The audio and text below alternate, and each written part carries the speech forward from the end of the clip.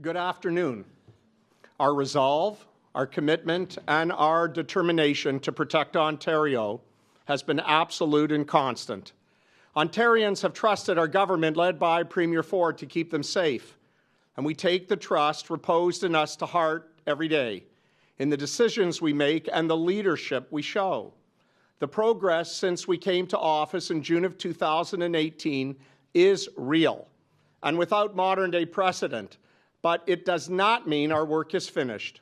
This government, of which I and my colleagues are proud to be a part of, is committed every day in delivering against the goals of our public safety with focus, intent, and action. We have shown an unwavering and relentless commitment to do hard things, to move with urgency, and to hold the fulfillment of our fundamental rights of living peacefully in our own homes and communities at the very bedrock of our decisions. And we will stand to support victims, have the backs of the brave men and women who put on the uniform every day, and we will hold criminals accountable even when others won't. And that's how you protect Ontario. A few minutes ago, I introduced the Protecting Ontario Streets and Communities Act. This legislation builds on the decisive action we have already taken through measures like the Protect Ontario Through Safer Streets and Stronger Communities Act and the Keeping Criminals Behind Bars Act. And it represents the next step in our plan, our continuous journey to protect Ontario, strengthen public safety, and keep communities safe. Protecting Ontario is about more than reducing crime. It's about building a province where people can live and work and invest and raise their families with confidence. Families put down roots, raise their kids, and take care of their seniors and loved ones where they feel safe. And businesses invest, entrepreneurs innovate, where they know workers, customers, and communities feel secure. And people go about their lives with confidence, like playing in a park, shopping, and worshiping in spaces when they are safe. Public safety is not separate from Ontario's prosperity. It is fundamentally and umbilically tied to it. And that's why our government has taken decisive action since day one. We've made generational investments in frontline policing. 12,000 more boots on the ground have been added since 2018. We've invested over $1 billion in grants to our police services, which has made a substantial difference in our public safety. And we've made transformational investments in overhauling Ontario's correctional system that was undeniably brought to its knees by the previous Ontario Liberal government by building new jails, expanding existing ones, and having a transparent plan to add over 2,500 new beds over the next few years. And we've hired, by the way, over 3,000 new correctional officers, staff, with more to come, all to send a clear message. And I've said this before. If anyone feels compelled to break the law and endanger others, we have room for you.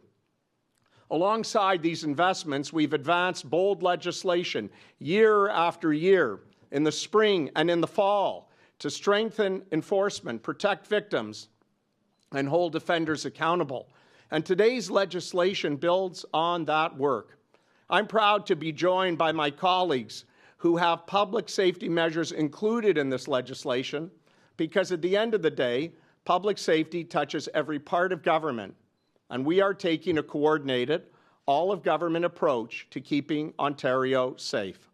The Protecting Ontario Streets and Communities Act is designed to make communities safer, strengthen enforcement and accountability, equip law enforcement with the tools they need, protect victims and vulnerable people.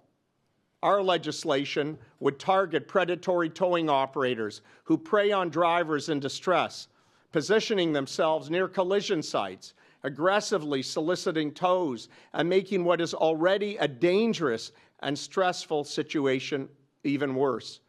We'll strengthen enforcement and oversight to ensure authorities have the tools they need to stop this behavior and protect everyone traveling on our highways. And in addition, we'll analyze towing and storage rates to establish maximum rates, ensuring a breakdown on the highway doesn't turn into a financial disaster.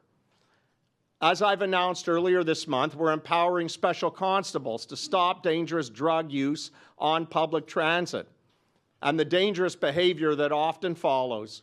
We're also stopping illegal drugs at their source by holding commercial landlords accountable for knowingly permitting their properties to be used for illegal drug production, and by cracking down on the precursor chemicals and equipment used to manufacture these dangerous substances. And we're standing up for victims of crime and other vulnerable people by giving victims of harassment the right to sue their harasser and helping survivors of human trafficking escape debts they were forced into by their traffickers. And these measures are only a part of this legislation. We're taking steps to increase transparency around high-risk offenders and provide communities with greater access of information that they can help keep them safe. And that's not all. The Protecting Ontario Streets and Communities Act also includes measures to strengthen policing and governance of police boards, improve access to vulnerable sector police record checks, modernize training and oversight for security guards, enhance protection for children and vulnerable people. This legislation represents the next step in our plan to protect Ontario. But friends, it won't be the last. In a few hours, I will again have the incredible opportunity to speak at our newest badged Toronto police officers ceremony. I will remind them that they never walk alone. That's because, as it has been since our first day on the job, we're totally committed to the welfare in words and in action of everyone that keeps Ontario safe. It's our pledge and our promise. Again, at their badging ceremony in a few hours, for those of us there, we will hear the pipes and the drums. It's our Ontario sound. It's hopeful, it's big-hearted, it's idealistic, it's decent, and it's fair. And it reminds us that we can and must be optimistic about our province and our future. And for that, we must show leadership and resolve to protect Ontario. And we will. Thank you. Merci. And miigwech.